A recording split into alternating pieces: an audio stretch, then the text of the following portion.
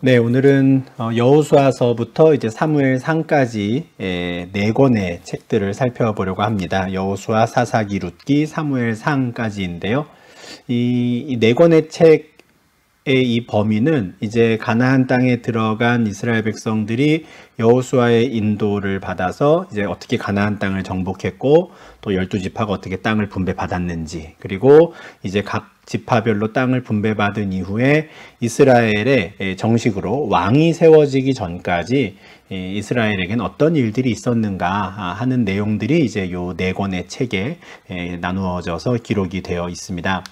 우리가 지난주에는 창세기부터 신명기까지 모세 오경의 내용을 보았는데요. 특별히 출애굽기부터 신명기까지는 이제 애굽 땅에서 430년간 머무르던 이스라엘이 모세의 인도를 통해서 이제 애굽 땅을 벗어나서 저 모압 평지까지 가는 동안의 모든 여정들이 이제 기록되어 있었습니다. 1번이죠. 저 라암셋에서 출발한 이스라엘은 이제 홍해를 건너고 저 남쪽 8번 시내산까지 도착을 했었습니다. 그래서 그곳에서 하나님과 언약식을 맺고 십계명을 비롯한 많은 율법들을 이제 받았지요. 그리고 8번까지 올 동안에는 이제 애굽의 추격을 벗어나기 위해서 허겁지겁 이제 도망치는 시기였다라고 하면 저 8번 시내산에서 율법을 받은 이후부터는 좀 정식으로 이제 대오를 갖추어서 광야를 행군하는 여호와의 군대로서의 모습을 보였습니다.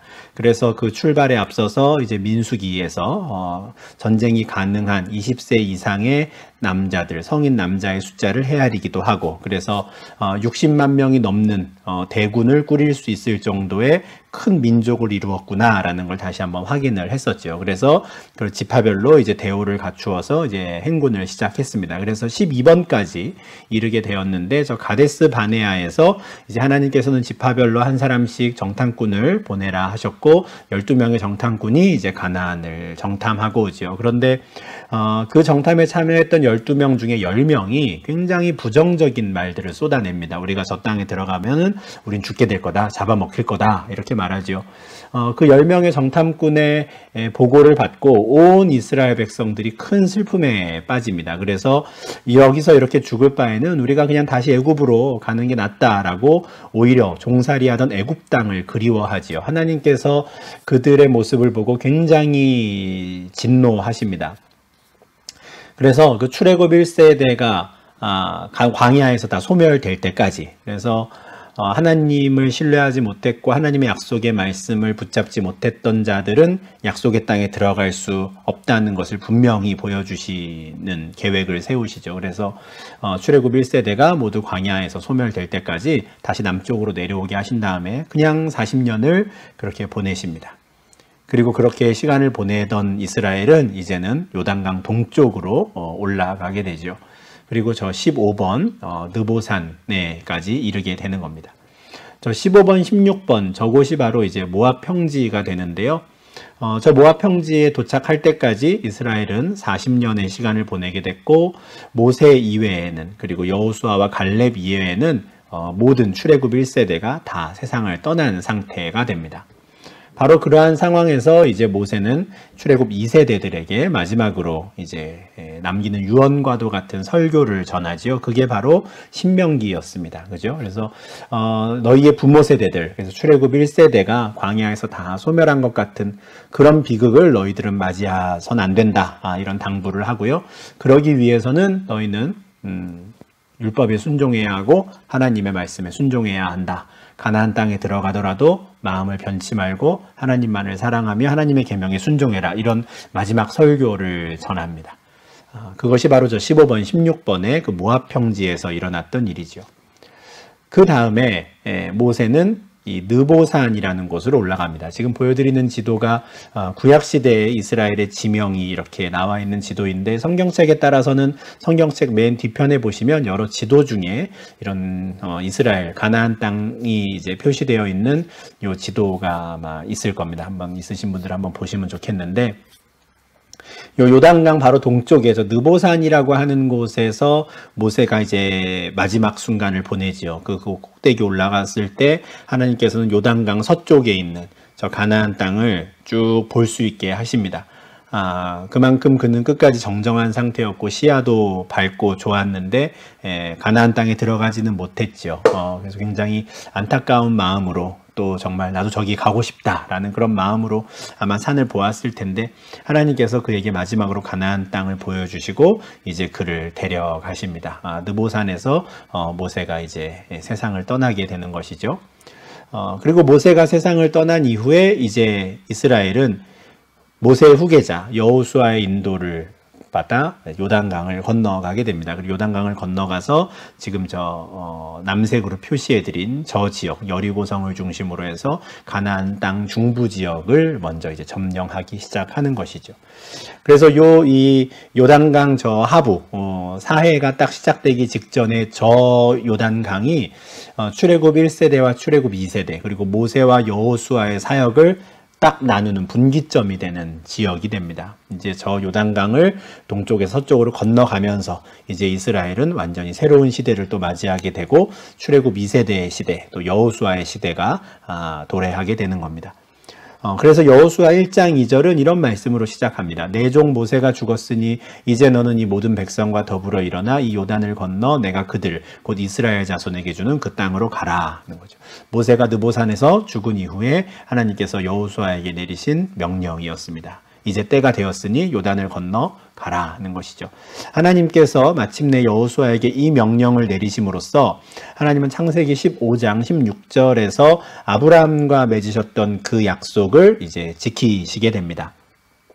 창세기 15장에서 하나님께서는 아브라함을 밤하늘의 별을 보여주시면서 너의 후손이 이 하늘의 별과 같이 많아질 것이다 라고 하셨거든요. 그때 아브라함이 그 하나님의 말씀을 믿죠. 그리고 그것을 이제 의롭다 여김을 받습니다.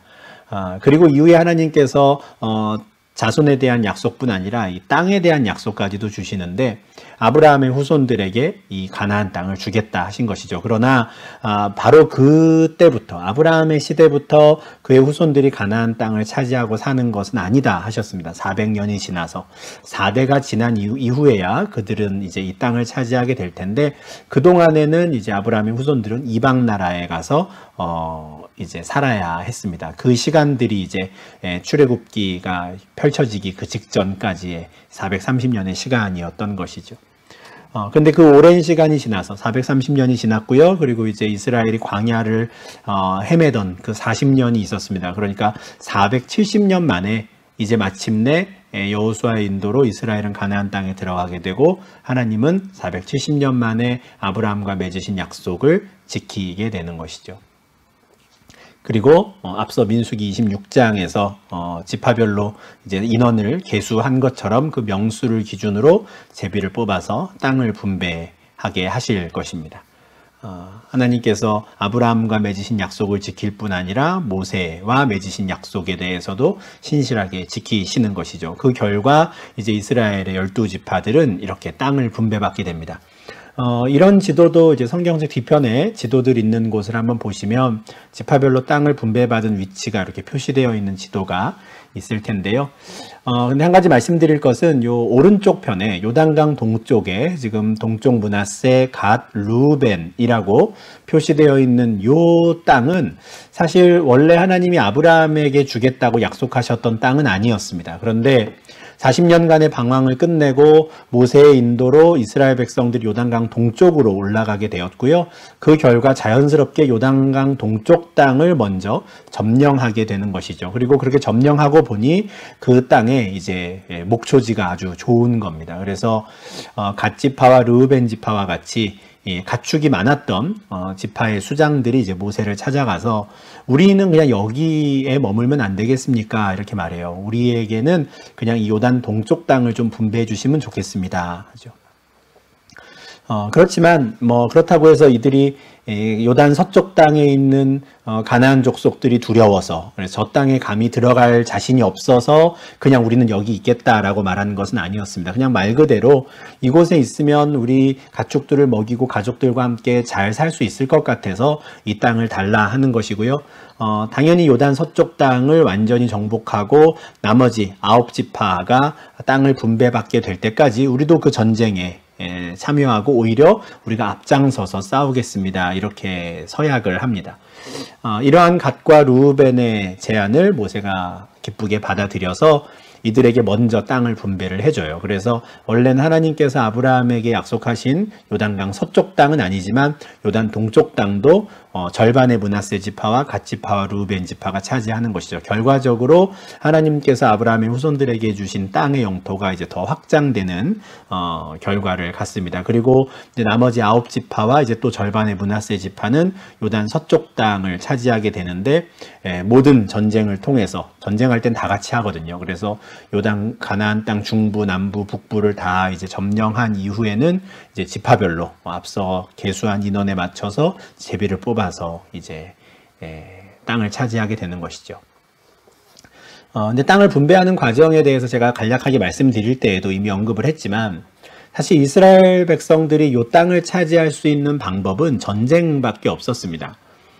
사실 그렇죠. 아무리 하나님께서 아브라함에게 약속을 하셨다라고 한들 지금 이 이스라엘 자손들이 이스라엘 백성들이 갑자기 나타나서 우리가 470년 전에 하나님께로부터 이 땅을 받기로 약속이 돼 있었으니 땅을 내놔라 한다고 했을 때 어느 누가 자신들의 삶의 터전을 그렇게 순순히 내놓겠습니까? 요단 동쪽이든 서쪽이든 원래 그곳에 살고 있던 민족으로서는 말도 안 되는 일이죠. 그러니 결국에는 이 땅들을 차지하기 위해서는 전쟁을 할 수밖에 없었습니다. 그런데 하나님께서 이 이스라엘 백성들에게 그 땅에 들어가 전쟁을 하라 하실 때 굉장히 특이한 말씀을 하나 하십니다.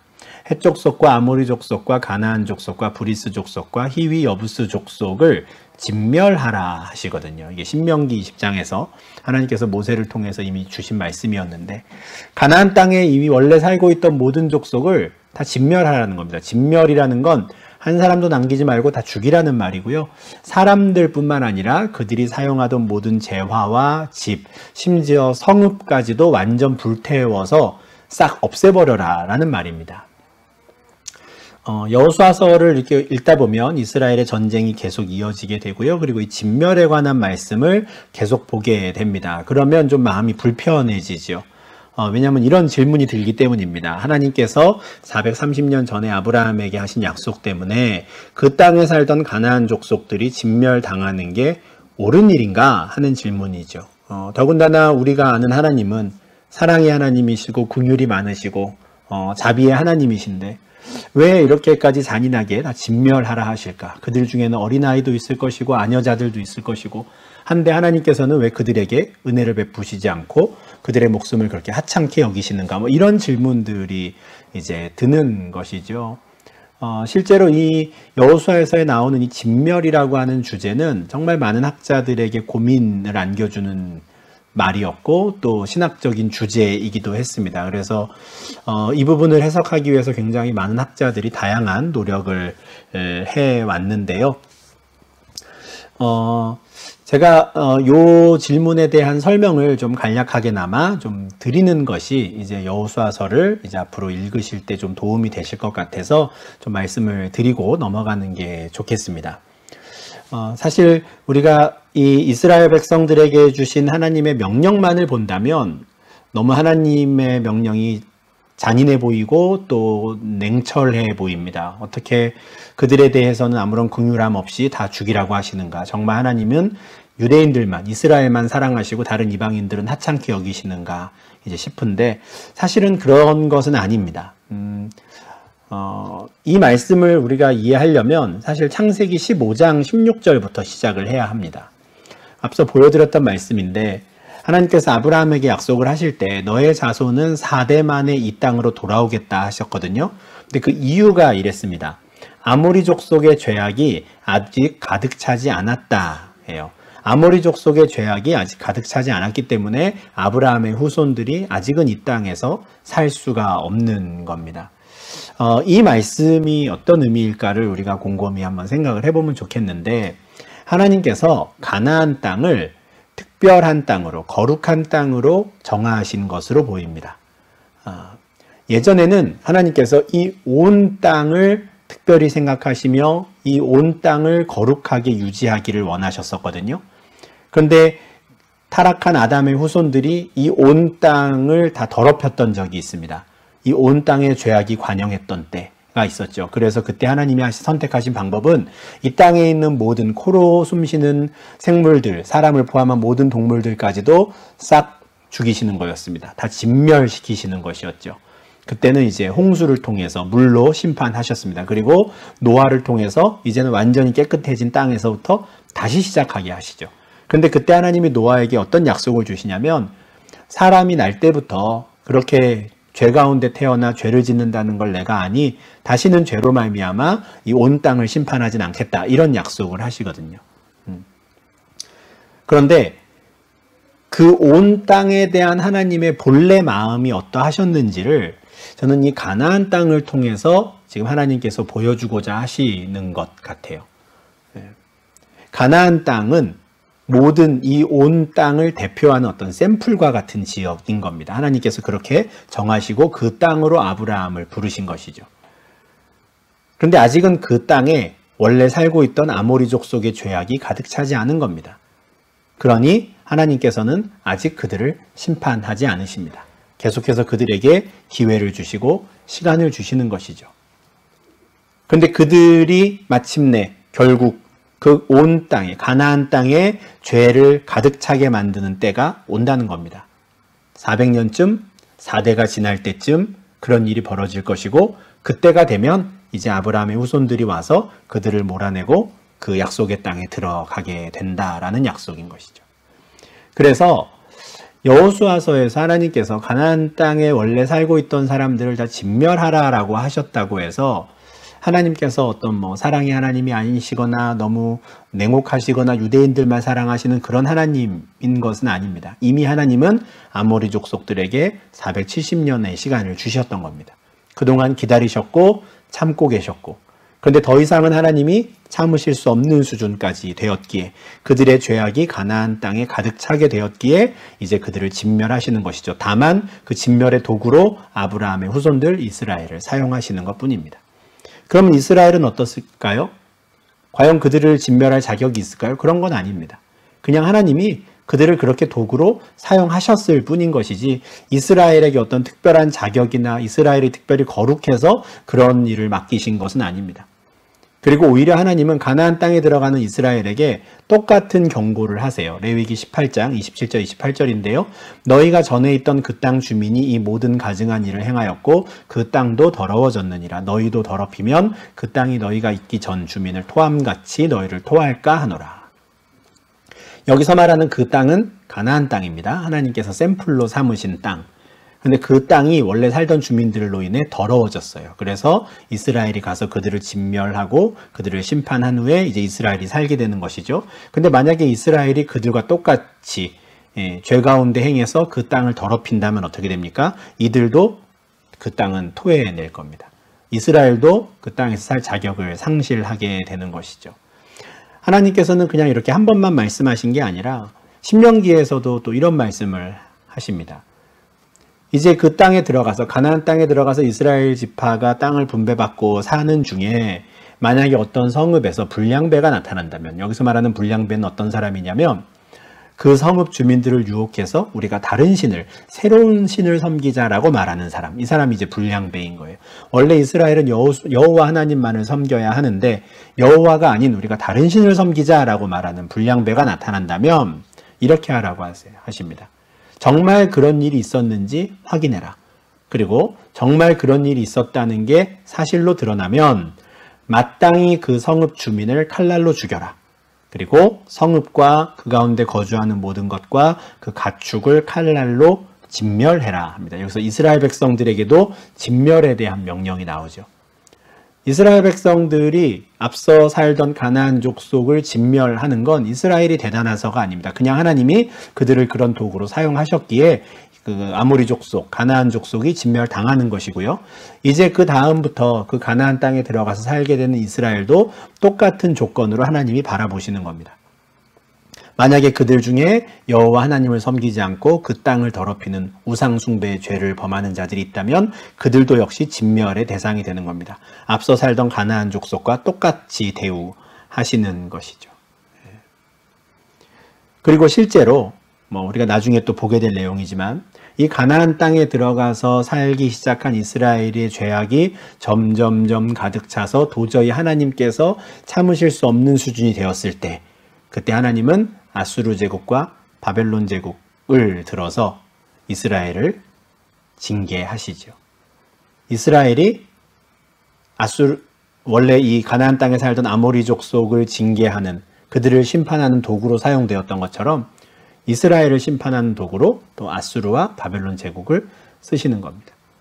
이렇게 여호수아만을 본다면 마치 하나님께서 이스라엘만 사랑하시고 이방 민족은 굉장히 엄하게 대하시는 것처럼 보이지만, 성경 전체의 맥락을 우리가 한번 살펴본다면 그런 게 아니구나라는 걸 우리가 알 수 있습니다.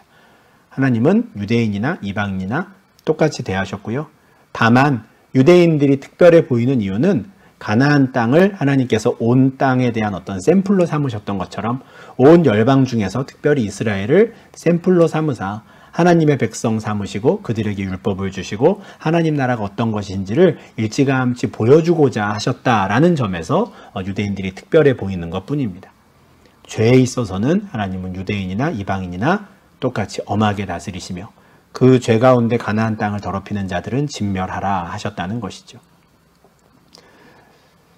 이런 맥락으로 여호수아서에 나오는 이 진멸에 대한 이 말씀을 우리가 좀 이해할 수 있으면 좋겠습니다.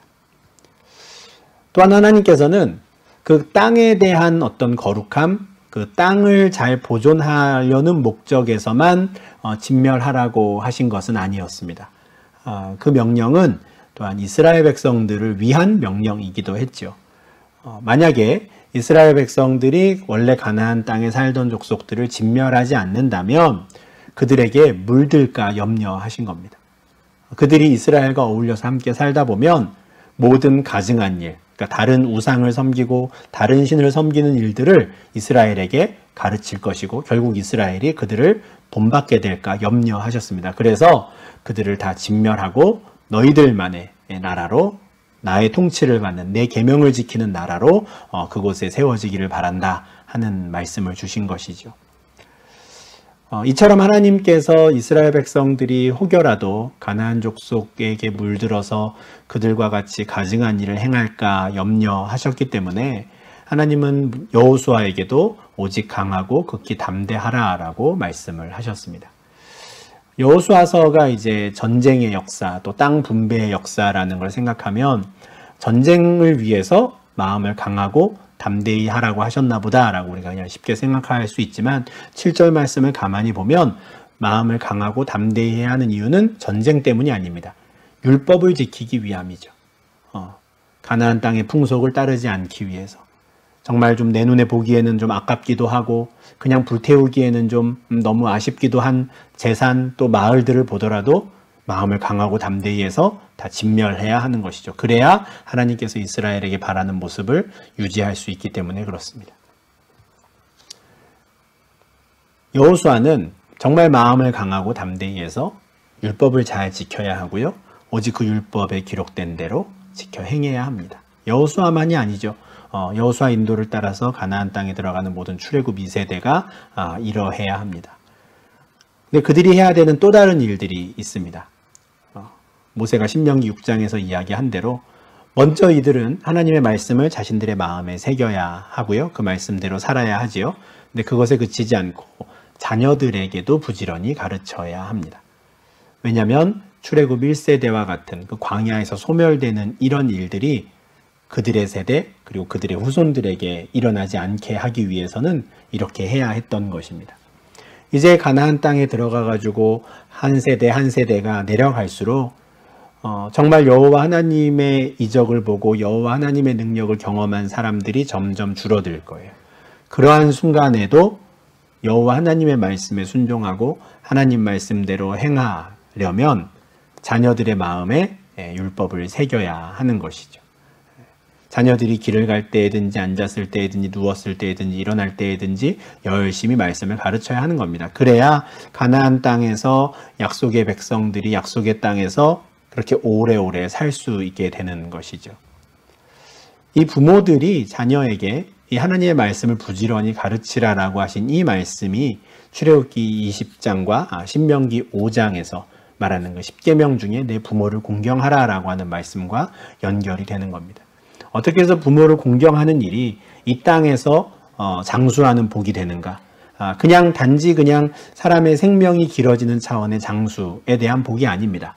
이 말씀은 내게 준 땅에서 생명이 길리라 하잖아요. 가나안 땅에서 너희의 후손들이 길게 살려면, 너희의 후손들이 가나안 땅에서 복을 누리려면 부모를 공경해야 한다는 거예요. 이 부모는 어떤 부모입니까? 하나님의 말씀, 하나님의 율법을 계속 가르치는 부모입니다.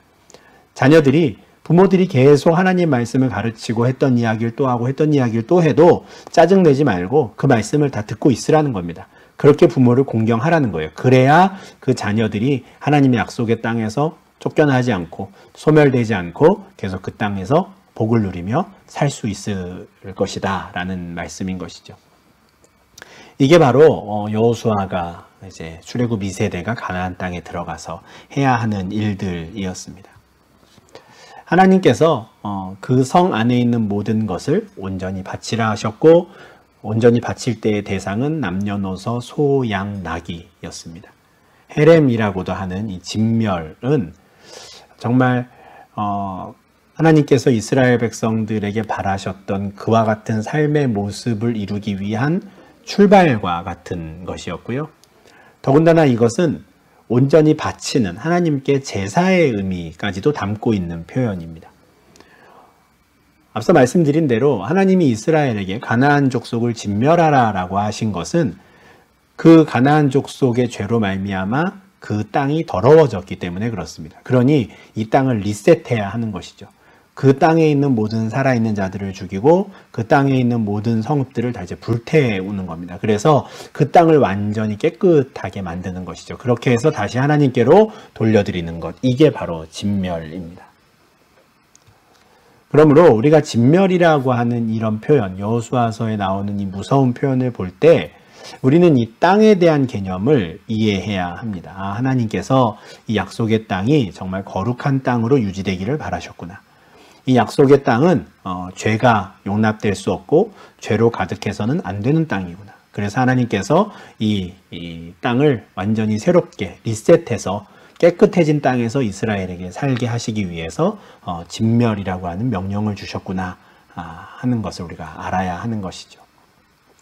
이 약속의 땅에서 살 수 있는 사람들은 어떤 사람들이냐면 하나님의 말씀을 잘 듣고 하나님의 언약을 지키는 사람들입니다. 다른 게 아닙니다. 하나님의 말씀에 순종하는 사람들만이 그 약속의 땅에서 살 수 있는 것이죠. 만약에 순종하지 않는다면 그 땅은 그들을 토해내는 것입니다. 하나님께서 이스라엘 백성들을 그 가나안 땅으로 인도하신 이유도 그들이 하나님의 말씀에 순종하겠다고 약속했기 때문이었어요. 출애굽기 19장에서 하나님께서 너희가 내 말을 잘 듣고 언약을 지키면 내 백성이 될 텐데 그렇게 하겠느냐라고 했을 때 이스라엘 백성들은 예, 좋습니다. 우리가 그렇게 하겠습니다. 대답하거든요. 그 대답을 들으시고 하나님이 이들을 가나안 땅으로 인도하려고 하신 거였습니다. 이들은 대답만 했던 게 아니었습니다. 모세가 주관하에 하나님과 이 이스라엘 백성 사이에 공식적인 언약을 맺었죠. 짐승을 잡아가지고 절반의 피를 제단에 뿌리고 절반의 피를 이스라엘 백성들에게 뿌리면서 하나님과 이스라엘 사이를 특별한 관계로 만들었습니다. 하나님과 이스라엘이 있었는데 이 두 쌍방이 이제 약속을 하는 것이죠. 언약을 맺은 겁니다. 우리는 당신의 말씀을 잘 듣겠습니다. 당신의 언약에 따르겠습니다. 당신의 율법에 따르겠습니다. 라고 이스라엘이 약속을 했고 하나님께서는 만약에 그러하다면 나는 너희를 나의 백성으로 삼겠다. 나는 너희의 하나님이 되어주겠다. 내가 너희의 하나님이 되어서 너희에게 땅도 주고 먹을 것과 입을 것을 내가 책임지겠다. 이렇게 약속을 하시는 것이죠. 이제는 이 하나님과 이스라엘은 이 언약 관계 속에서 신실함을 보여야 합니다. 그리고 그렇게 신실함을 보이는 그 당사자는 의롭다 칭함을 받는 것이죠. 우리가 지난 주일에 믿음으로 말미암는 의에 대해서 제가 말씀을 드릴 때 성경에 나오는 의로움은 그런 특별한 관계 속에서 그 얼마나 그에 합당한 행동을 하는가로 판단한다라고 설명을 이제 드린 적이 있었는데 이제 같은 맥락입니다. 이제 하나님은 이스라엘 하나님이 되시니 그들에게 땅을 주셔야 하고요. 이스라엘은 하나님을 자신의 하나님으로 섬기기로 했으니 하나님 말씀에 순종해야 합니다. 그래야 둘 다 의로워지는 것이죠. 의롭게 여김을 받는 것입니다. 하나님께서 이 12지파에게 이렇게 땅을 분배해 주신 것, 이건 하나님의 의로움, 하나님의 신실하심을 드러내는 증거였습니다. 그러면 이제 남은 건 이스라엘의 할 일입니다. 이스라엘도 하나님 앞에 신실함을 드러내야 하는 것이죠. 그래서 그들은 오직 강하고 극히 담대히 해서 율법을 지켜야 하고요. 하나님께서 말씀하신 대로 원래 그 땅에 살던 사람들, 가나안 땅을 더럽혔던 그 가나안 족속들을 이제 진멸해야 하는 것입니다. 그렇게 해서라도 그들의 거룩함 또 그들의 신실함을 유지해야 하는 것이죠. 물론 우리가 아무리 이렇게 생각을 한다 해도 인간적으로 하나님께서 그 가나안 족속을 다 진멸하라 라고 하신 것은 참 두려운 일입니다. 그리고 여전히 정말 꼭 그렇게 하셨어야 했나 라고 하는 이런 생각도 드는 것이 사실입니다. 그렇지만 이 여호수아서를 통해서 하나님께서 이스라엘에게 그리고 하나님의 백성들에게 하고자 하시는 말씀의 의미를 우리가 곰곰이 한번 생각을 해보면 이 여호수아서 전체를 통해서 우리가 얻을 수 있는, 생각할 수 있는 이제 핵심적인 주제들은 정말 신약의 여러 곳에서도 이미 또 잘 연결되고 나타나는 주제라고 할 수 있습니다. 대표적인 예가 이제 고린도전서 5장에 있는데요. 고린도 교회 성도들 가운데 음행한 자가 있었습니다. 이방인도 하지 않는 음행, 아버지의 아내를 취한 그런 사람이 이제 성도들 가운데 있었던 것이죠. 그런데 바울은 왜 그 사람을 쫓아내지 않느냐라고 책망합니다. 바울은 그렇게 음행한 사람은 그냥 가만히 두어서는 안 되고 쫓아내야 한다라고 그래요. 근데 고린도 교회 성도들이 그렇게 하지 않았거든요. 근데 그렇게 하지 않는 그들의 모습에 대해 바울은 교만하다라고 했습니다. 왜 이렇게까지 이야기하냐면 적은 누룩이 온 덩어리에 퍼지는 것이기 때문에 그렇습니다. 여기서 말하는 이제 누룩은 빵 만들 때 쓰는 이런 베이킹 소다 같은 것인데 넣는 양은 굉장히 적죠. 베이킹 소다, 누룩은 조금 들어가는데 조금 들어가는 그 누룩이 밀가루 반죽한 전체에 퍼지면서 땅을 부풀어 오르게 하는 겁니다. 하나님의 백성 공동체 안에 죄가 들어오는 것도 이와 같다라는 거예요. 어느 한 사람의 죄고 어느 한 사람의 음행이어서 별것 아닌 것처럼 보이고 그 정도는 우리가 다 잘 이해하고 또 소화하고 또 그 사람을 또 바른 길로 인도할 수 있어 라고 생각할지 모르겠지만 그렇지 않다라는 겁니다. 그러니까 한 사람의 죄로 말미암아 그 죄가 하나님 백성 공동체 안에 퍼진다는 것이죠. 그래서 그를 쫓아내라 라고 하는 것인데 하나님께서 여호수아서에서 이스라엘 백성들에게 가나안 족속을 진멸하라라고 하셨던 것도 이런 맥락에서 우리는 이해할 수 있습니다. 단 한 사람 또는 단 한 가족이라 하더라도 이방신을 섬기는 사람에게 오히려 영향을 받는다라는 거예요. 그 작은 누룩이 한 덩어리 가나안 땅에 떨어지면 결국 그것이 온 하나님 나라 백성 그 공동체를 망가뜨린다라는 것이죠. 고린도전서 5장 6절, 7절에는 지금 누룩이라고 비유가 되어서 사실 우리 입장에서는 잘 실감이 나지 않아요. 우리는 이제 더 이상 빵을 직접 만들어 먹지 않다 보니까 이게 어떤 것인지 잘 실감이 안 나는데 코로나 바이러스로 생각하시면 제일 좋을 것 같습니다. 어느 나라에든 그 바이러스가 확진자가 한 명 딱 나온 순간 어떻게 됩니까? 삽시간에 온 나라에 퍼져버리죠. 확진자가 처음 발견된 이후에 2달 정도 지나면 유럽에 있는 모든 나라들이 어김없이 락다운에 들어갔습니다. 눈에 보이지도 않지만 그 바이러스가 순식간에 퍼지는 것이죠. 하나님 백성 공동체 안에 죄가 들어온다라는 것도 이런 것이다라는 거예요. 작아 보이지만 그것이 하나가 있으면 그것이 온 공동체를 망치니 떼어내라고, 진멸하라고, 조금도 남기지 말고 싹 불태워 버리라고 하나님은 말씀하시는 겁니다. 죄는 그냥 우리가 보고 넘겨서는 안 되는 겁니다. 히브리서 12장에는 죄와 싸우되 피 흘리기까지 싸우라라고 하는 말씀이 있고요. 고린도후서 7장에서는 하나님의 백성들이 해야 하는 일은 온갖 더러운 것에서 자신을 깨끗하게 하는 일이라고 말씀합니다. 이 옷에 조금 더러운 걸 묻었다고 해서 그냥 대수롭지 않게 괜찮아 넘어가면 안 된다는 겁니다. 금세 온 몸이 다 더러워지니 항상 주의하고 삼가야 한다라는 것이죠. 그것이 바로 하나님께서 바라시는 이스라엘 백성들의 경건, 하나님 나라 백성들의 경건입니다. 하나님께서 바라시는 경건은 더러움이 없는 경건이에요. 세속에 물들지 않는 것이죠. 그냥 작은 것 하나라도 그냥 보아 넘기지 않고 진멸하고 잘라내고 불태우는 것. 그래서 죄와는 일찌감치 거리를 두는 것. 하나님께서 바라시는 그리스도인, 하나님 백성의 경건이 바로 이러하다라는 것이죠. 저는 여호수아서를 통해서 보게 되는 주제도 이런 맥락에서 우리가 좀 이해하면 좋겠다라고 생각을 합니다.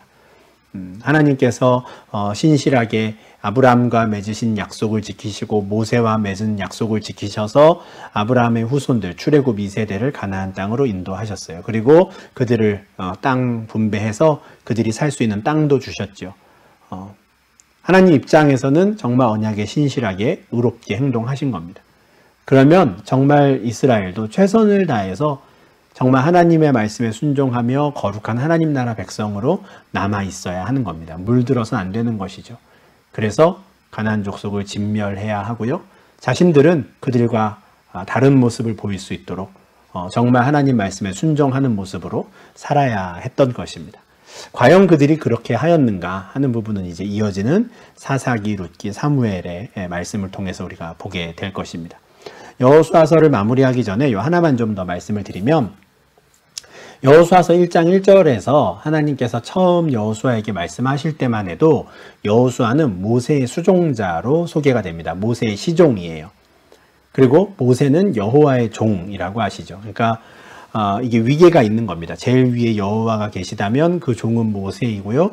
모세의 종은 여호수아죠. 그래서 여호수아는 하나님께로부터 직접 율법을 받지 않았습니다. 모세를 통해서 받았죠. 여호수아가 할 일은 모세를 통해 받은 그 율법을 잘 지키는 거였습니다.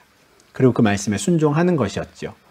여호수아는 하나님께서 말씀하신 대로 마음을 강하고 하고 담대히 해서 이제 가나안 땅에 건너갔고요. 가나안 땅 모든 지역을 점령할 때까지 그는 항상 하나님 말씀에 순종하고 그 율법에 합당하게 행합니다. 그리고 마침내 그가 세상을 떠나게 되었던 그 순간 하나님은 여호수아를 여호와의 종이라고 불러주시죠. 24장 29절인데요.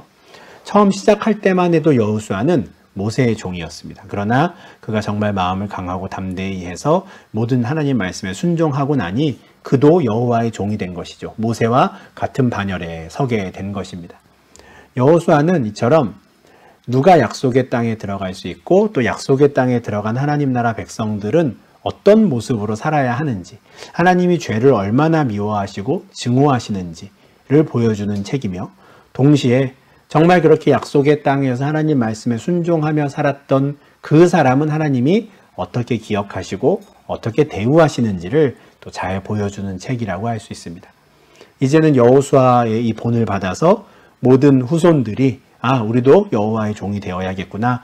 우리도 말씀에 순종하여서 세속에 물들지 않고 하나님 나라 백성으로 살아야겠구나. 이렇게 이제 다짐을 해야 하는 것입니다. 그렇게 하라고 주신 책이 여호수아였죠. 그런데 이어지는 사사기를 보면 이스라엘의 모습은 그렇지 못합니다. 사사기 2장 8절부터 10절을 보면 여호와의 종 여호수아가 이제 110세에 죽고 난 이후에 그 세대 사람들도 다 조상들에게로 돌아갔다고 그래요. 그리고 세대가 몇 번 이렇게 지나면서 마침내 여호와를 알지 못하는 세대가 등장합니다. 신명기 6장에서 하나님께서 모세를 통해서 그렇게 간절하게 호소하셨던 그 말씀이 이제 이루어지지 않은 것인데요. 부모 세대가 먼저 하나님 말씀을 마음에 새기고 이제는 그 마음에 새긴 말씀을 자손들에게도 정말 자나깨나 말 그대로 계속 가르쳤어야 했는데, 그래서 그들이 하나님을 아는 세대, 하나님을 아는 자녀가 될 수 있도록 했어야 했는데 어느 순간 이 신앙의 전수가 끊어져 버린 겁니다. 여호와를 알지 못하는 세대가 등장했고요. 하나님께서 이스라엘을 위해 어떤 크고 놀라운 일을 행하셨는지도 알지 못하는 세대가 등장합니다. 그렇게 되니 그 세대, 그 다른 세대가 선택하는 건 뻔합니다. 하나님 아닌 다른 것을 섬기기 시작하죠. 가나안 땅에 있는 모든 민족을 진멸하라 하셨는데 그들을 진멸하지 못했고 그들과 함께 어우러져서 살다 보니 하나님이 아니라 그들과 함께 이방신을 섬기게 되는 것입니다. 그게 악이 되는 것이죠. 이스라엘이 행한 악이 되는 겁니다. 악을 행한 이스라엘을 보면 하나님은 진노하시죠. 하나님은 진노하셔서 주변 나라, 이웃 나라 중에 하나를 택하사 이스라엘을 공격하게 하십니다. 이스라엘을 침략하게 하시고 이스라엘을 압제하고 다스리게 하시죠. 하나님 입장에서는 미리미리 경고를 보내시는 겁니다. 이스라엘 백성을 통해서 원래 가나안 땅에 살던 그 원주민들을 진멸하게 하셨던 것처럼 얼마든지 이스라엘이 죄를 범한다면, 이스라엘이 가나안 족속과 똑같아져 버린다면 얼마든지 그들도 심판의 대상이 될 수 있고 그들을 심판하기 위해 다른 이방 민족을 사용할 수 있다는 걸 보여주시는 것이죠. 그리고 그렇게 압제를 당하는 동안에 이스라엘은 하나님께 부르짖기 시작합니다. 우리가 잘못했습니다. 우리를 용서해 주시지요. 부르짖어요. 그러면 하나님이 그 부르짖음을 듣고 또 긍휼을 베푸셔서 사사를 세우십니다. 사사라고 하면 재판관이라는 뜻인데 전쟁 중에는 이제 장군이 되는 것이고요. 또 평시에는 백성들을 다스리고 재판하는 일을 하게 되는 겁니다. 그렇게 이제 사사를 세우면 그 사사를 중심으로 이스라엘이 똘똘 뭉쳐서 자신들을 압제하던 이방 나라와 맞서 싸우게 되고 사사로 인해서 이제 감명받은 이들이 또 하나님 앞에 돌아오게 되었으니 하나님께서 그들에게 구원을 베푸시고 그들에게 승리하게 하시는 것이죠. 그리고 전쟁이 끝난 이후에는 그 각각의 사사가 살아있는 동안에는 또 열심히 하나님을 섬기는 나라가 됩니다. 그런 민족이 되는 것이죠. 그런데 사사가 죽은 이후에는 다시 그들은 또 하나님을 잊어버리고 하나님을 모르는 세대가 나오면서 또 다시 악을 행하기 시작합니다. 구원과 평화 이후에 다시 악을 행하는 것이죠. 이런 사이클이 사사기 3장에서부터 시작해서 16장까지 계속 반복되며 이어집니다. 계속 뱅글뱅글 돌아요. 악을 행하고 하나님 진노하시고 압제당하고 부르짖고 사사를 세워주시고 구원해 주시고 사사가 죽으면 다시 악을 행하고 이게 계속 반복이 되는데 문제는 이게 반복되는 상황이 더 심각해진다는 겁니다. 그 사사가 죽은 후에는 그들이 돌이켜 그들의 조상들보다 더 타락하게 된다라고 그래요. 그러니까 원래 있던 수준보다 더 나빠지는 것이죠. 이런 그림을 생각하시면 되겠는데 아까 전에 말씀드린 대로 일반적인 어떤 패턴을 보이며 같은 서클을 계속 반복을 하는데 그게 같은 레벨에서만 빙글빙글 도는 게 아니라 점점 땅 아래로 꺼지는 듯한 점점 더 상황이 심각해지는 모습으로 이 똑같은 일들이 이제 반복되는 것이죠. 참 안타까운 일이 벌어지는 것인데 그렇게 했던 데에는 이 일이 제일 결정적입니다. 이게 결정적인 이유죠. 가나안 족속과 헷 족속과 아모리, 브리스, 히위 족속, 여부스 족속을 진멸하지 않은 겁니다. 그들 가운데 같이 살게 한 거예요. 아까 고린도전서 5장에서 바울이 했던 표현을 빌리면 이스라엘은 교만했습니다. 이제 우리가 이들을 다 점령했으니 감히 이들이 우리에게 반기를 들겠어? 그냥 이들을 우리의 종으로 삼자. 우리 농사 짓는데 써먹자. 얘네들이 이 땅에서 농사를 오래 지었으니 우리가 도움을 받을 수 있을 거야. 우리는 이 정도는 컨트롤할 수 있어 라고 말하며 그들과 함께 살기 시작했죠. 그러나 어떤 전쟁에서의 승리 또 어떤 정치적인 주도권과는 관계없이 종교적인 면, 문화적인 면에 있어서는 오히려 이스라엘이 그들에게 잡아먹히는 형국이 됩니다. 그들과 혼인하게 되고요. 그들이 함께 여호와를 섬기는 게 아니라 오히려 그들의 신, 가나안 족속들이 섬기던 우상을 섬기게 되는 것이죠. 이러면서 사사기를 지나며 이스라엘은 점점 더 타락하고 망가져 갑니다.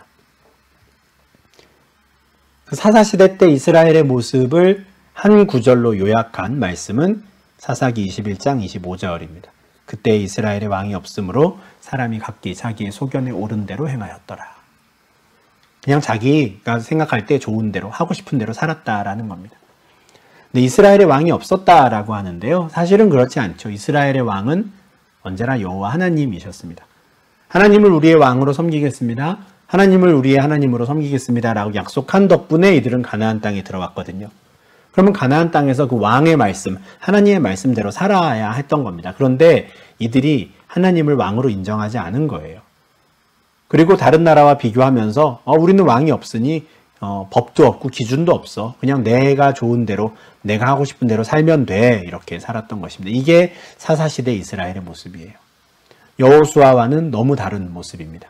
여호수아서에서는 모세의 시종으로 시작했던 여호수아가 여호와의 종이 되는 모습으로 끝났고요. 정말 여호수아와 그 출애굽 2세대가 하나님의 말씀에 신실하게 응답했고 또 하나님도 그들에게 신실하게 응답하면서 그들이 온 땅을 차지하고 지파들이 각자의 영역을 차지하는 그 은혜를 누리는 장면들을 우리가 보았다면, 사사기는 그 받은 은혜들을 그냥 다 까먹고 잊어버린 이스라엘의 모습을 보여줍니다. 그냥 자기 소견에 좋은 대로 행하며 이방신도 섬겼다가 또 힘들 때는 하나님도 찾았다가 그렇게 우왕좌왕하며 점점 더 망가져가는 것, 이게 이제 사사기를 통해서 우리가 보게 되는 이스라엘의 모습이 되는 겁니다. 그런데 히브리서 11장 32절부터 34절을 보면 사사기에 나오는 사사들의 이름이 언급이 됩니다. 기드온, 바락, 삼손, 입다. 그런데 히브리서는 이와 같은 사사들을 믿음의 사람이라고 말해요. 그러니까 사사기와 같이 왕이 없다고 그냥 자기 소견에 좋은 대로 살면 되는 시대라고 모두가 생각했으나 그 가운데에도 사사들과 같이 기드온, 바락, 삼손, 입다와 같이 그 가운데에도 그래도 믿음을 부여잡고 살았던 하나님의 사람들이 있었다는 겁니다. 물론 사사기의 내용을 보면 여기 언급되는 기드온, 바락, 삼손, 입다가 뭔가 허술해요. 사사가 이래 싶을 정도로 되게 뭔가 이렇게 완전한 모습을 보이는 수준의 사람들도 아닙니다. 그럼에도 불구하고 하나님께서는 그들을 믿음의 사람이라고 인정하시는 것이거든요. 모든 사람들이 하나님을 인정하지 않고 자기 소견에 좋은 대로 살았지만 그래도 이들에게는 하나님께 인정받을 만한 믿음이 있었다라는 겁니다. 사사기를 통해서는 우리가 이 두 가지를 볼 수가 있습니다. 교만하여서 하나님 말씀에 순종하지 않고 이 정도는 우리가 컨트롤할 수 있어 라고 자기들 마음대로 생각했던 그 하나님 나라 백성들이 얼마나 크게 받은 그 하나님의 은혜를 다 잊어버리고 망가져 가는가. 죄에 대한 경각심을 잊어버린 하나님 백성들이 얼마나 처참하게 망가질 수 있는가를 보여주는 책이고요.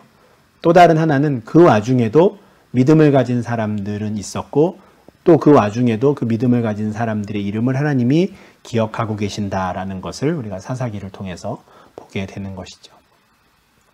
또 이어지는 룻기는 사사들처럼 이름난 수준의 사람들이 아니더라도 아무도 보는이 없을 때 또 하나님의 말씀을 붙잡고 살고 있었던 사람들이 또 있었다라고 하는 걸 보여주는 책입니다. 룻기는 이제 사사기와 사무엘상 중간에 이제 4장밖에 되지 않는 아주 짧은 책인데요. 이 룻이라는 여인은 이제 모압 여인입니다. 이스라엘 여인도 아니고요. 그런데 이 모압 여인 룻이 어떻게 해서 이스라엘의 역사 가운데 들어오게 되었는가를 아주 짧게 보여주는 책인데, 바로 이 룻기의 배경이 되는 때가 사사들이 치리하던 때입니다. 모든 사람들이 다 자기 소견에 좋은 대로 행하며 하나님 앞에 점점 더 타락해 갔던 가나안 족속과 똑같아져 버린 이스라엘의 모습을 드러내던 바로 그 시기에 이 룻기의 내용과 같은 일이 벌어졌다라는 것이죠. 이 내용이 어떤 것이냐면, 원래 베들레헴에 살던 엘리멜렉이라는 사람이 있었습니다. 이 사람이 이제 아내 나오미가 있었고요. 말론과 기론이라고 하는 아들들이 있었습니다. 그런데 베들레헴에 이제 기근이 들어서 먹고 살 게 없어져 가지고 이제 온 가족이 이제 모압 지방으로 이주하게 됩니다. 이민을 가는 것이죠. 그곳에서 뭔가 이제 새로운 계획을 가지고 한번 살아보려고 이민을 갔는데 한 10년쯤 지나는 동안에 엘리멜렉이 죽고요. 그의 두 아들들이 다 세상을 떠나게 됩니다. 결과적으로 나오미와 그리고 아들들이 그곳에서 만나 혼인했던 2명의 모압 여인, 그 두 며느리들만 남게 되는 거예요. 사실 나오미 입장에서는 굉장히 절망적인 상황입니다. 남편도 없고 아들도 없는 상태에서 굳이 내가 이 이방 나라 모압에서 지금 살 필요가 무엇이 있을까 생각을 하게 되는 것이죠. 그래서 나오미는 이제 다시 베들레헴으로 돌아가려고 합니다. 시어머니가 그렇게 돌아가려고 하자 이미 남편들을 다 잃어버린 이제 오르바와 룻은 이제 뭔가 결정을 해야 하는 것이죠. 따라갈 것인가 남을 것인가. 근데 오르바는 이제 그대로 모압에 남고요. 룻은 시어머니를 따라갑니다. 이렇게 해서 모압 여인 룻이 가나안 땅에 들어오게 되고 이제 두 사람은 원래 나오미가 살던 베들레헴에 가서 살게 되는 것이죠.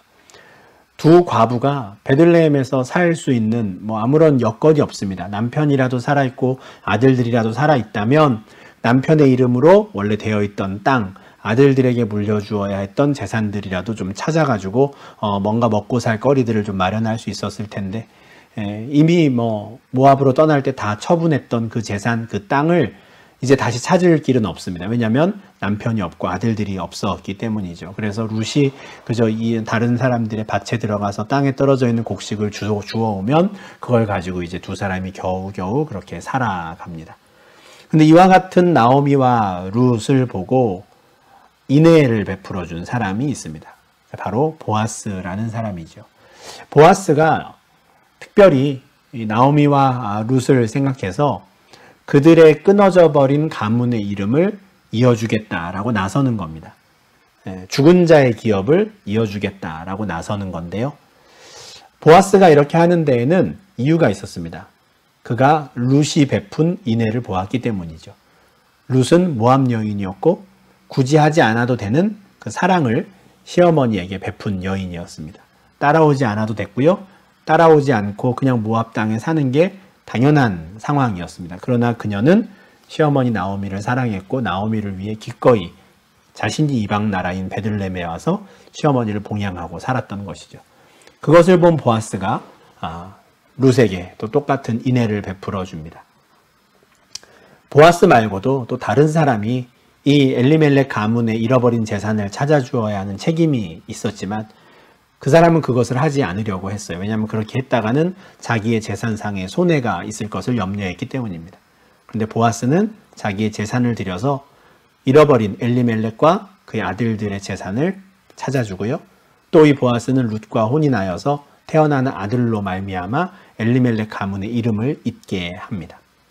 이렇게 해서 하나님께서 당신의 백성들의 이름을 잃어버리지 않겠다라고 하셨던 그 약속의 말씀을 이제 이루어 가는 것이죠.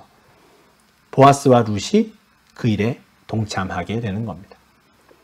근데 이 일이 하나님 보시기에 참 귀하게 여겨집니다. 그래서 보아스와 룻 사이에서 태어나는 아들이 있는데 그 아들이 오벳이고요. 이 오벳을 통해서 다윗이 태어나게 합니다. 보아스와 룻이 이제 다윗의 증조 할아버지, 증조 할머니가 되는 것인데요.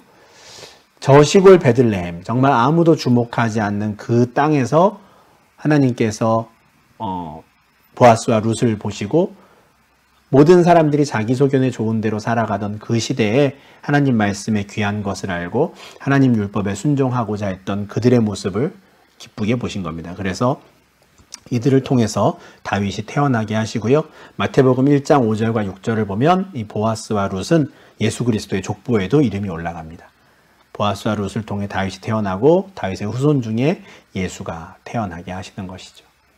이처럼 정말 이스라엘의 왕이 없다고 해서 그냥 각자 자기 소견에 좋은 대로 살아가던 그 시대에도 사사들과 같이 믿음으로 살았던 사람들이 있었고 사사가 아니었더라도 저 시골 마을 베들레헴 아무도 보는 이 없는 마을에서라도 하나님의 말씀대로 살아가는 보아스와 룻이 있었다는 겁니다. 그리고 하나님은 그렇게 살아가는 자들을 지켜보고 계시고 그들을 기억하시고 또 그들을 통해서 메시아를 보내시는 그 구원의 역사를 이루어 가신다라는 것을 아주 강렬하게 보여주는 책이 이제 룻기가 되는 것이죠. 그래서 사사기와 룻기는 이제 하나의 세트처럼 같이 염두에 두고 읽으시면서 사사기에 나오는 이스라엘의 모습과 룻기에 나오는 보아스와 룻의 모습을 이렇게 한번 대조해 보시는 것도 또 좋을 것 같습니다. 이어지는 사무엘상은 이제 마지막 사사 사무엘 선지자의 이야기가 나옵니다. 그리고 마지막 사사 사무엘을 마지막으로 이제 사사는 끝나고요. 이제 새롭게 왕이 세워지는 그 나라가 완전히 시스템이 바뀌는 이제 분기점에 해당되는 내용이 이제 사무엘상에 나오죠. 말씀드린 대로 이제 이스라엘의 왕이 없어서 자기 소견에 옳은 대로 행했거든요. 그런데 하나님께서 이스라엘의 왕인 것을 인정하지 않았던 것뿐이지 이스라엘의 왕이 없었던 것은 아닙니다. 그렇지만 이스라엘 백성들이 하나님을 왕으로 인정하지 않으니 하나님께서도 이스라엘에게 말씀하지 않으셨습니다. 말씀을 하셨는데도 뭐 들을 사람이 없었던 것인지 여호와의 말씀이 점점 더 희귀해져 가는 것이죠. 이스라엘의 상황은 점점 더 꺼져가는 등불처럼 이렇게 점점 더 최악의 상황으로 흘러가는 것이었습니다. 그런데 바로 그때 한 여인이 등장합니다. 한나라는 여인인데요. 이 여인은 아들을 낳지 못해서 괴로워하던 여인이었습니다. 그래서 이 한나가 이런 기도를 해요. 만약에 하나님께서 나에게 아들을 주시면 내가 그의 평생에 그를 여호와께 드리겠습니다. 하나님을 위해서 구별된 자로 세우겠으니 하나님께서 마음대로 쓰십시오 라고 기도해요. 근데 이 기도를 하나님이 들으십니다. 그리고 한나에게 아들을 주시죠. 그 아들이 바로 사무엘입니다. 마지막 사사 사무엘이죠. 사무엘이 자라면서 하나님께서는 그와 함께 하시고요. 그를 통해서 이제 하나씩 하나님의 말씀을 선포하기 시작하십니다. 사무엘이 말씀을 선포할 때 여호와의 말씀의 능력들이 나타났고요.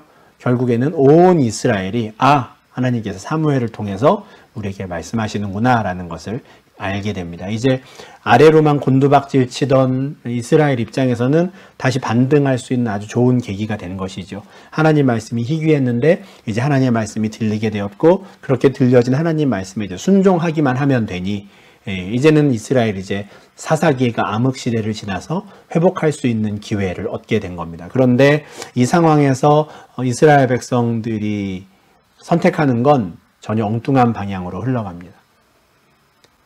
이스라엘의 모든 장로들이 사무엘에게 가서 모든 나라와 같이 우리에게도 왕을 세워주십시오 이렇게 말해요. 이들은 끝까지 하나님을 자신들의 왕으로 인정하고 싶어 하지 않았습니다. 하나님께서 이들의 말을 듣고 굉장히 마음 아파하세요. 저들이 나를 버렸다 이렇게 말씀하시거든요. 이스라엘은 스스로의 특별한 지위를 포기하고 우리가 그냥 다른 나라랑 똑같아지고 싶습니다 이렇게 이야기한 거예요.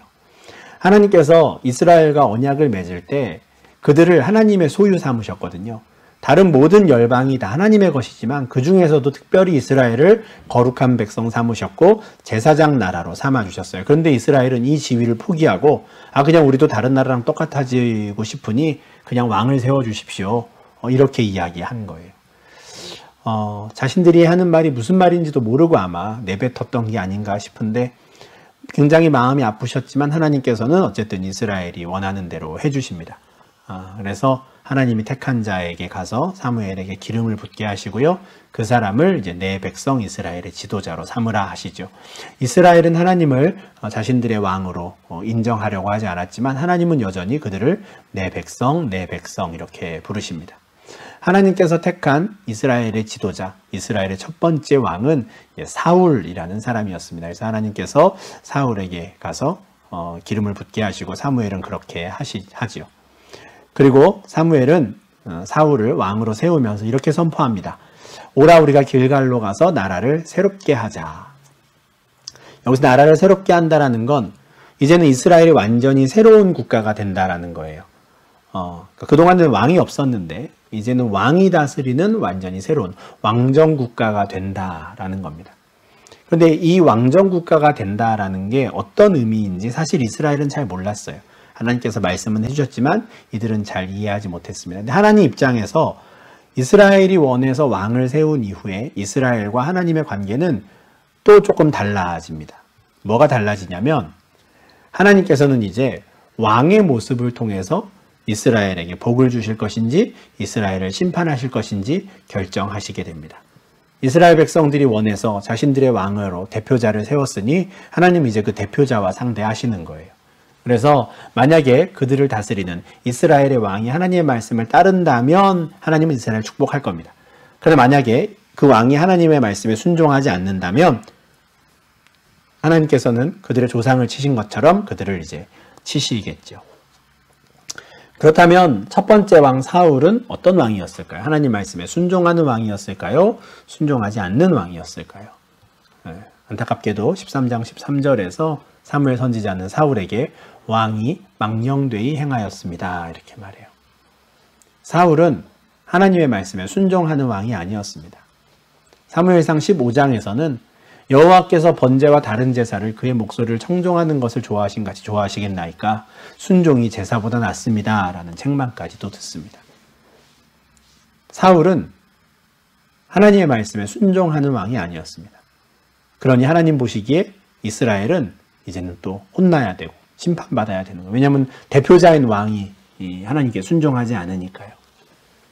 이번에는 하나님께서 온 이스라엘을 심판하시지는 않고 사울을 대신하는 새로운 왕을 이제는 세우겠다 하십니다. 사울은 하나님의 말씀에 순종하지 않아서 하나님의 마음에 들지 않는 사람이었는데 이제는 내 마음에 맞는 사람을 정해서 그 애를 백성의 기도자로 삼겠다 하죠. 하나님 마음에 맞는 사람이 누굽니까? 바로 다윗입니다. 이렇게 해서 그 유명한 다윗이 이제 등장하는 것인데, 이제 이 이후에 13장 14절에서 하나님께서 이렇게 말씀하신 이후에 실제로 사무엘을 보내사 하나님은 다윗에게 기름을 붓게 하시거든요. 이스라엘 땅에 기름 부음 받은 자가 지금 2명이 되는 겁니다. 사울이 있고요, 다윗이 있죠. 이제 16장 이후부터 하나님께서는 사울과 다윗의 모습을 아주 크게 대조시키십니다. 그래서 하나님 말씀에 순종하지 않는 사울의 모습과 하나님의 마음에 합한 자, 하나님 말씀에 순종하는 다윗의 모습을 대조하며 어떤 사람을, 누구를 하나님이 기뻐하시는지를 아주 잘 보여주죠. 다윗이 하나님의 기름 부음을 받은 이후에 이스라엘 백성들 앞에 처음 드러날 때, 그때는 이제 블레셋과의 전쟁이 있었던 때인데요. 바로 그때 다윗은 전쟁은 여호와께 속했다라고 선포하며 백성들 앞에 등장합니다. 그리고 그때부터 다윗은 사울과 대조되는 정말 하나님 마음에 합한 기름 부음 받은 자로서의 모습을 보이죠. 이 모습을 사울이 좋게 볼 리는 없습니다. 사울은 다윗을 죽이려고 하죠. 그런데 사울이 다윗을 죽이려고 하면 할수록 오히려 하나님은 다른 환경을 만드십니다. 어떤 환경이냐면 오히려 다윗으로 하여금 사울을 죽일 수 있는 기회를 주세요. 저는 이것이 하나님께서 다윗을 시험하신 것이라고 생각을 하는데, 정말 이 상황에서도 너가 나를 존중하며 너가 나의 말에 순종하겠느냐라는 것을 테스트하신 것으로 보이는데, 자신을 죽이려는 사울을 피해서 도망 다니던 다윗 앞에 사울을 갖다 놓으신 거예요. 그것도 2번이나 그런 일을 하십니다. 얼마든지 다윗이 손을 뻗어서 사울을 죽일 수 있는 기회를 주세요. 그런데 그때 다윗은 사울을 죽이지 않습니다. 왜냐하면 여호와께서 금하시는 것이었기 때문에 그렇죠.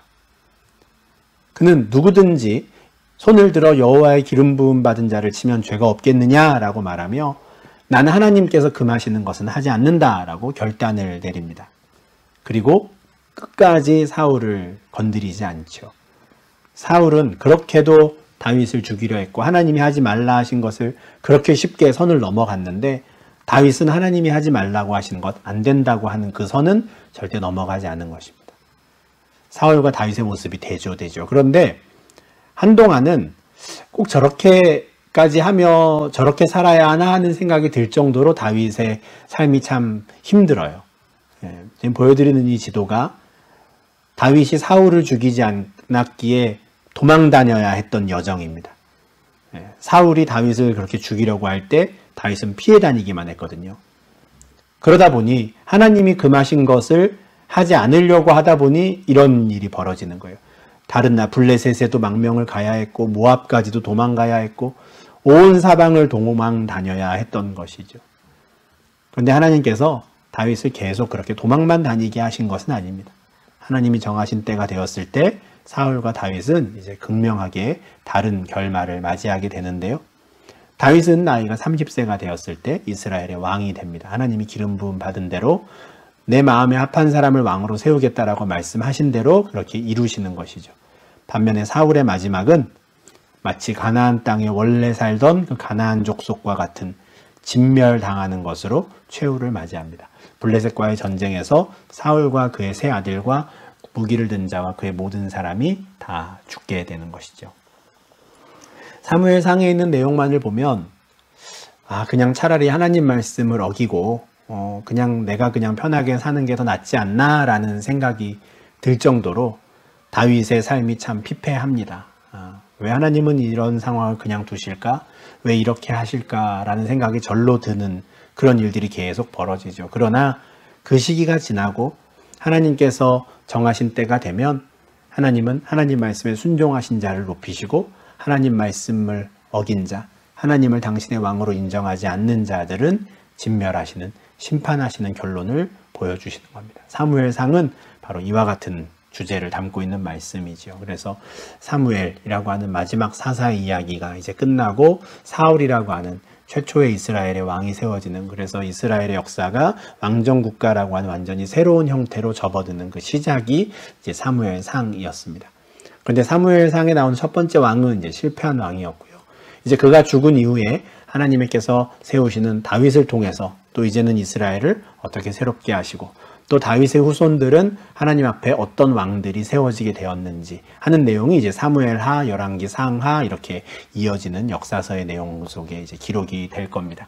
오늘 우리가 이제 여호수아, 사사기, 룻기, 사무엘, 상까지 총 4권의 책을 보았는데 각각의 책들의 이제 주요 내용들, 핵심적인 주제라고 제가 생각하는 것들을 좀 간략하게 말씀을 드렸습니다. 최대한 좀 하나의 스토리로 이렇게 연결해서 말씀을 드리려다 보니 조금 이렇게 좀 띄엄띄엄 건너뛴 부분들도 있었지만 그래도 오늘 말씀드린 내용들을 좀 염두에 두시고 각각의 책들을 볼 때 또 참고하실 수 있으면 좋겠습니다. 네, 그럼 오늘은 이 정도 하고요. 이제 다음 시간에 이제 사무엘하 이후에 왕정 국가로 접어든 이스라엘의 역사에 대한 그 내용들을 또 좀 한번 정리해 보도록 하겠습니다.